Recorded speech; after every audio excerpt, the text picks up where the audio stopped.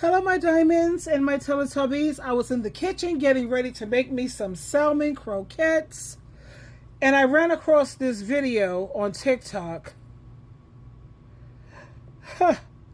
When it comes to why it's so important to have people need you instead of people wanting you. You see, because they're going to treat you right.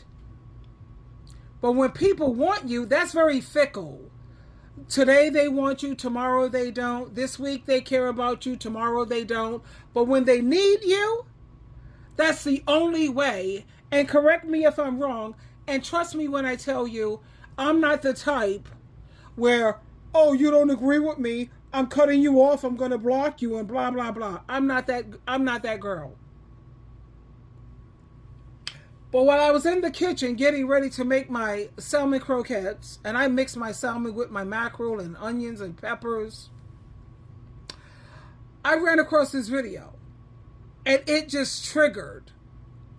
It was a trigger on why I was, even though I got married before I had my children, I lost my virginity to my husband. You know, you're supposed to follow the protocol. I still ended up a baby mama. And when my children's father left, because I was saying, you know, you're not supposed to stop the children from spending time with their father. You just do co-parenting and it is what it is. He wasn't even willing to do co-parenting. My kids was 4 and 5 years old. And it only took him 5 years to have these kids summed up. He was like, let me tell you something. I'm not giving up my life for these kids. That's what he said to me. You know why? He said, because they're not going to give up their life for me. And that stays in my head. I think about that almost every day or every other day. There's not a week that passes that don't cross my mind. And then when I look at my son and my daughter, I love them incredibly.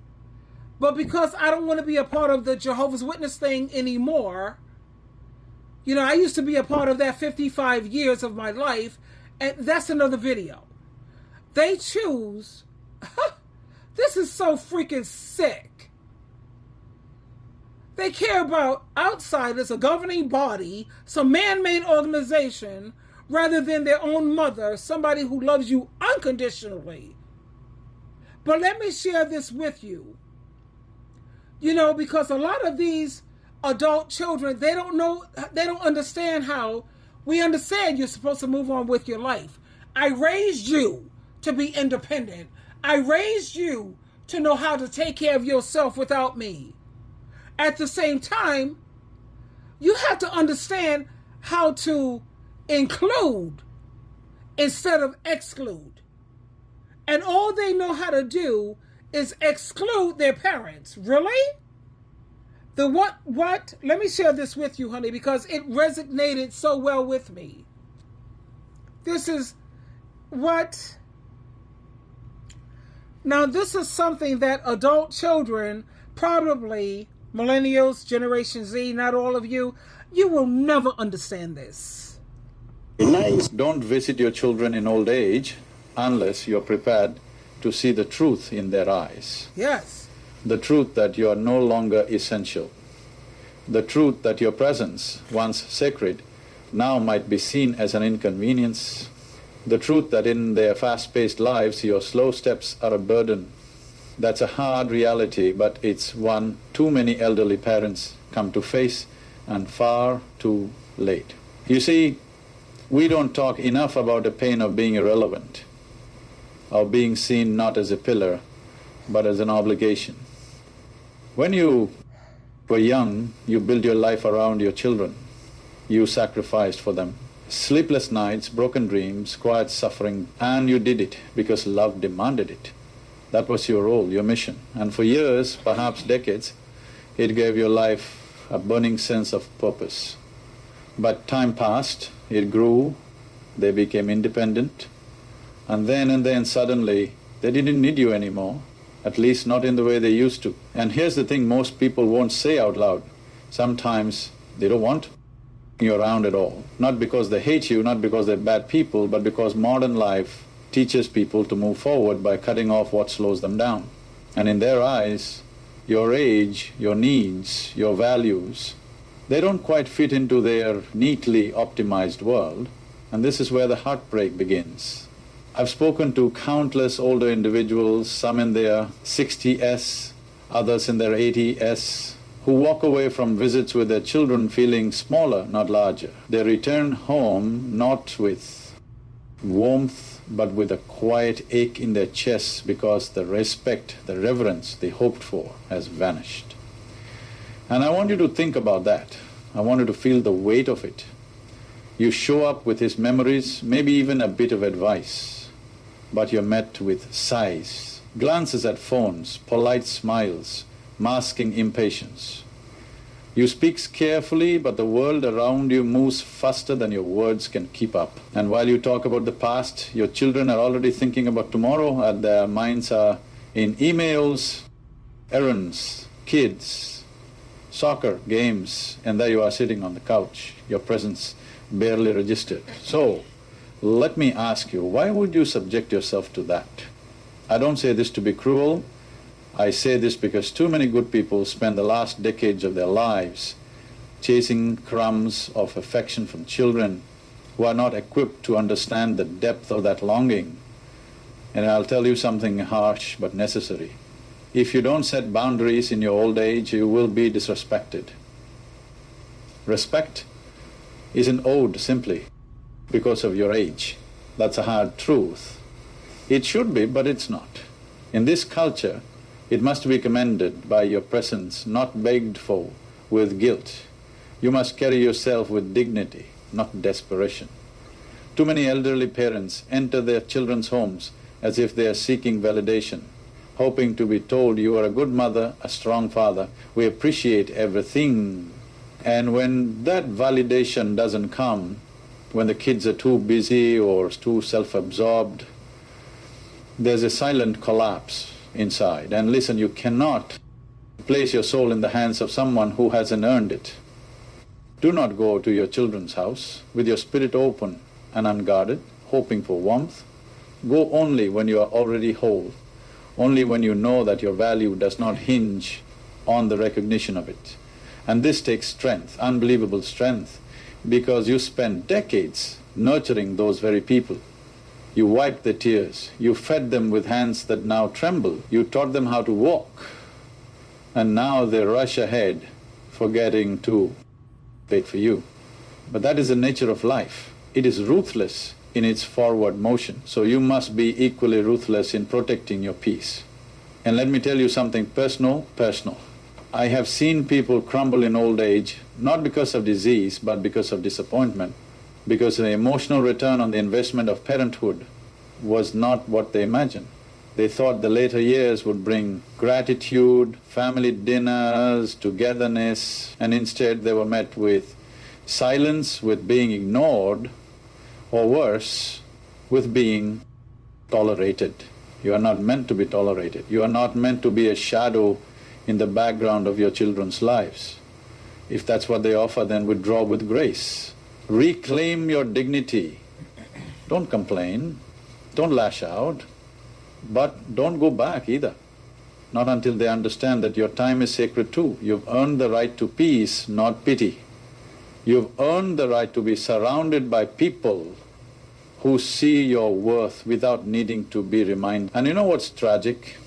Many older adults keep showing up again and again, hoping things will be different. They forgive the missed birthdays, the hurried visits, the distracted conversations. They convince themselves they're just busy, it's just a phase, but deep down they know. They know they're being placed on the shelf, and that shelf grows colder with every visit. There's something you need to understand, and disrespect in old age is more dangerous than loneliness, because disrespect eats at the core of your identity. It makes you question your past. It makes you wonder if all that sacrifice was worth it. And that is a poison no heart should endure. So what do? You build a life outside of them. You find community, meaning, ritual. You connect with people who listen, who value wisdom, who aren't so consumed by their own ambitions that they forget the giants whose shoulders they are standing on. You surround yourself with individuals who choose your company, not out of duty, but out of admiration. You stop being the parent chasing your child's approval, and you become the elder who demands respect, not with anger, but with presence. Speak less, watch more, and when you do speak, let your words carry weight, not volume. Wait, let silence be your ally, because silence has a way of amplifying dignity. You're not here to beg, you're not here to cling, you are here to live the final chapters of your life with power. And if your children come around, truly come around, then welcome them with warmth, with love, but not with dependence, not with emotional hunger that seeks to be fed. Remember, you are the root, not the branch. You are the foundation, not the rooftop decoration. They grew because you bent toward the sun for decades. They thrived because you bled into the soil. And if they have forgotten that, so be it. Life will teach them. Time is a brutal but effective way of revealing what truly matters. They too will grow old, and when they do, perhaps then they'll remember how you stood, how you chose solitude over subjugation, dignity over begging. There is no shame in walking away from a table where you are no longer respected. There is, however, great shame in staying in hoping in wilting under the weight of rejection. You are not weak, you are not useless, you are the culmination of survival, of wisdom, of stories too deep for shallow minds. And your value does not expire just because others are too blind to see it. So don't visit your children if doing so means sacrificing your self-worth. Visit when your presence is honored, when your stories are welcomed, when your advice is sought, not ignored. Then visit when you are seen not just as a mom or a dad, but as a soul forged in fire, standing with quiet strength. And until then, live, find new paths, create, mentor someone younger who listens with open ears, plant a garden, write letters to yourself, laugh loudly, dance slowly, go to the library, sit under trees, make new friends, celebrate birthdays with people who remember, drink tea in silence and smile, because you no longer need to be needed to feel alive. And if this resonates with you, if you feel that ache in your chest, that realization that you've been disrespected one too many times, then let this be the moment you reclaim your power. Stop chasing the people who make you feel small. Start honoring the person who carried the weight of generations. And if your children wake up one day and say, "We miss you," then let them come to you on your terms, with your hearts in their hands. Because the truth is, you were never the problem, you were the gift. And those who can't see that don't deserve to unwrap it. Live with dignity, walk away with strength, and love yourself enough to never settle for crumbs again. If this message meant something to you, then share it with someone who needs to hear it. Maybe it's a parent, maybe it's a child, maybe it's you. But let's speak the truth even when it's uncomfortable. Because truth is the beginning of healing, and you deserve that. You deserve more than silence, you deserve to be seen. So let's make that happen. Don't visit your children in old age unless you're prepared to see the truth in their eyes. The truth that you are no longer essential. The truth that your presence, once sacred, now might be seen as an inconvenience. The truth that in their fast-paced lives your slow steps are a burden. That's a hard reality, but it's one too many elderly parents come to face, and far too late. You see, we don't talk enough about the pain of being irrelevant, of being seen not as a pillar, but as an obligation. When you were young, you built your life around your children. You sacrificed for them. Sleepless nights, broken dreams, quiet suffering, and you did it because love demanded it. That was your role, your mission. And for years, perhaps decades, it gave your life a burning sense of purpose.